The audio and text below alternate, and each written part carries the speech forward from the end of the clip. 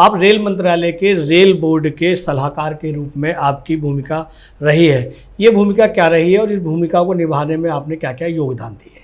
देखिए, हम जिस संगठन से जुड़े हुए लोग हैं जी, वो हमको समय समय पर विभिन्न प्रकार की जिम्मेदारियां देता है कि हम समाज के काम कर सकें। जी, चाहे मैं पहले शिक्षा निदेशालय के मैं उसमें रहा, आरडीजे में वाइस चेयरमैन था, फिर मैं अभी वर्तमान में आंगनवाड़ी कमेटी में हमारे विधायक हैं श्री अजय महावर जी, नेता चीफ व्हिप है विपक्ष के, वो तो उनके स्थान पर मैं आंगनवाड़ी कमेटी में इस समय मेंबर भी हूँ।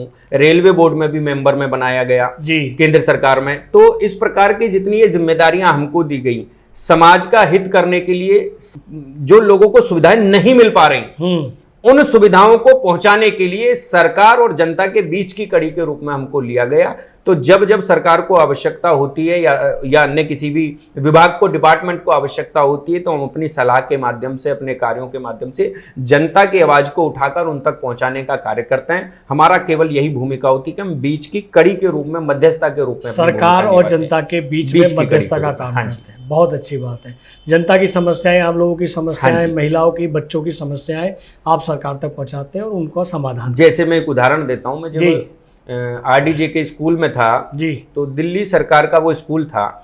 जब मैं उसमें वाइस चेयरमैन के रूप में चुना गया तो उसमें मैंने देखा कि पानी की बहुत कमी थी। बच्चों लगभग उसमें एक पाली के अंदर 1600-1700 बच्चे थे, दोनों पालियों के मिला के लगभग 3500 बच्चे थे।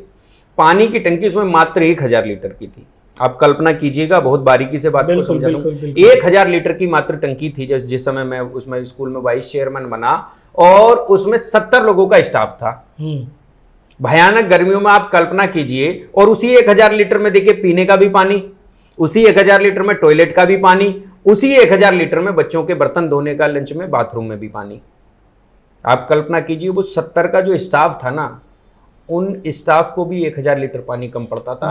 बच्चों के हिस्से में एक बूंद भी पानी नहीं आता था। मगर मैंने संघर्ष किए, मैं सरकार के नुमाइंदों से लड़ा, डिप्टी डायरेक्टर ऑफ एजुकेशन से लड़ा, और अंततः मैंने अपने रहते हुए उस पानी की संख्या 3000 लीटर तो पीने का पानी किया, और 3000 लीटर ही हाथ धोने का पानी और टॉयलेट का पानी, यानी कि लगभग 6000 लीटर पानी किया। उस स्कूल में डेस्कों की व्यवस्था की, वहाँ के पूरा स्टाफ मने करता था मगर सबके विरोध में जाकर मैंने डेस्कों की वहाँ पर व्यवस्था की। पंखे जो खराब होते थे उनकी तत्काल ठीक होने की व्यवस्थाएं उस गर्मी में की मैंने। टिन शेड उस स्कूल के ऊपर पड़ा था। कई बार सरकारें तो दावा कर देती हैं जी कि हम विश्व स्तरीय स्कूल दे रहे हैं, मगर क्षेत्रों में आकर देखें, जमीन पर आकर देखें तो हकीकत बिल्कुल अलग होती है। आज भी टिन में स्कूल चल रहे हैं। जो लोग कहते हैं ना स्विमिंग पूल हमने स्कूलों में बना दिए, होगा कोई एक उदाहरण पूरी दिल्ली भर के अंदर, मगर अब वास्तविकता हम लोगों के क्षेत्रों में आकर देखिए, पीने का पानी हम नहीं दे पा रहे हैं। इससे ज्यादा शर्म की बात राजनीति के लिए क्या होगी, जब हम अपना हवा महल खड़ा कर लेते हैं, राजमहल बना लेते हैं, जब हम ये दावा करके आते हैं कि मैं कोई बंगला नहीं लूंगा, और उसके बावजूद भी हम 2 बंगलों को मर्ज कराकर एक बंगला बनवा लेते हैं। यानी कि आज तक के जितने भी मुख्यमंत्री हुए उनसे भी बड़ा बंगला जब हम ले लेते हैं, 8 लाख के पर्दे लगा लेते हैं, करोड़ों की टाइलें लगा लेते हैं, तब हमारे लिए राजनीति के लिए आईना दिखाने का काम करते हैं। यही स्कूल और यही बच्चे, यही क्षेत्रीय नेतृत्व आपको काम करता है आईना दिखाने का कि आप किस प्रकार से आपका नैतिक पतन हो चुका है, कि बच्चों के पीने का पानी आप उनके हलक से छीनकर, उनके हिस्से से छीनकर और अपने घर का स्विमिंग पूल बनवा रहे हैं। शर्म की बात है ये राजनेताओं के लिए। बड़े दावे के साथ कहता हूं, मैं बहुत आक्रोशित होता हूं मैं इन बातों पर। बहुत शर्म की बात है प्रत्येक राजनेता के लिए, चाहे वो मैं हूं या अन्य कोई हो। यदि हम अपने देश के नौनिहाल के भविष्य का पानी ले रहे हैं और अपने स्विमिंग पूल में डाल रहे हैं, तो इससे ज्यादा मरने की कोई बात नहीं है। ये राजनीति हो सकता है आज आप राजनीति में बड़े पदों को लेकर चले जाएं, मगर आने वाला समय कभी आपको क्षमा नहीं करेगा। और राजनीति का ये गिरता स्तर, इसका यदि कोई कारण होगा तो आने वाला भविष्य केवल और केवल एकमात्र आपको मानेगा, और आपकी आने वाली पीढ़ी भी। जिस दिन इस भारत को पुनः गुलामी की ओर कोई ले जाएगा और आपके बच्चे आपसे प्रश्न करेंगे, पापा आप मेरे राज्य के मुख्यमंत्री थे, आपने तब किया जब हम गुलामी की ओर जा रहे थे, जब हम संकटों के दौर से गुजर रहे थे, तो आपकी हिम्मत नहीं होगी अपने बच्चे से आंख मिलाने की। आप नजरें झुकाने के अलावा कोई आपके पास अवसर नहीं होगा। सिंघल साहब, बहुत अच्छी जानकारी दे रहे हैं आप, और बात कर रहे हैं दिल्ली सरकार की, जो देश की राजधानी है। हम यहाँ पर यह भी जानना चाहेंगे, जब आप पानी की बात कर रहे हैं, तो जो दिल्ली सरकार है, दिल्ली सरकार ने पूरे दिल्ली प्रदेश के लिए बिजली और पानी फ्री की योजना चला रखी है, वर्तमान में भी है। तो जो फ्री का जो लालच है या फ्री का जो लॉलीपॉप है, वो तमाम दिल्ली की जो 2 करोड़ की जनसंख्या है, वो सबके लिए दे रखी है। तो ये इसने आम जनता के लिए दे रखी है या झुग्गी झोंपड़ी के लिए दे रखी है, तो क्या इसमें ऐसे भी लोग हैं जिन्होंने फ्री पानी और फ्री बिजली लेने के लिए मना किया हो?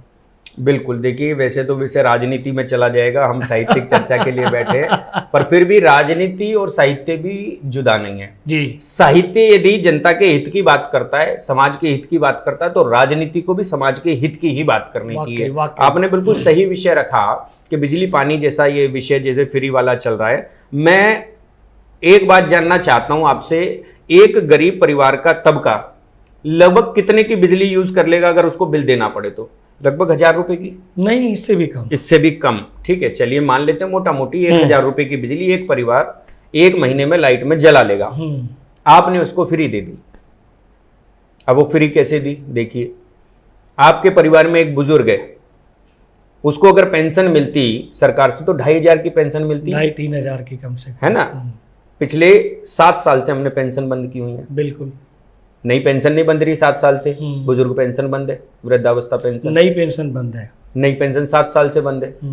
तो 7 साल में क्या कोई दिल्ली में बुजुर्ग नहीं हुआ? बड़ी संख्या में, लाखों लोग हुए ना बुजुर्ग, बड़ी संख्या में। तो आपने 2500 रुपए तो उनके बचा रहे हो आप। उस परिवार को 2500 जिसको मिलने थे आप नहीं मिल पा रहे क्योंकि उसकी पेंशन नहीं बंदी।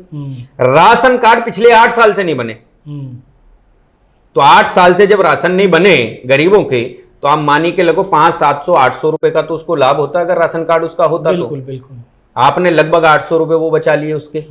आप 2500 रुपए पेंशन के, 800 रुपए राशन कार्ड के, केवल अभी 2 ही चीज बताई हैं, 3300 रुपए बचा रहे हैं उसके, और आप उसको 500, 700, 1000 रुपए की बिजली मुफ्त देकर उस पर एहसान कर रहे हैं।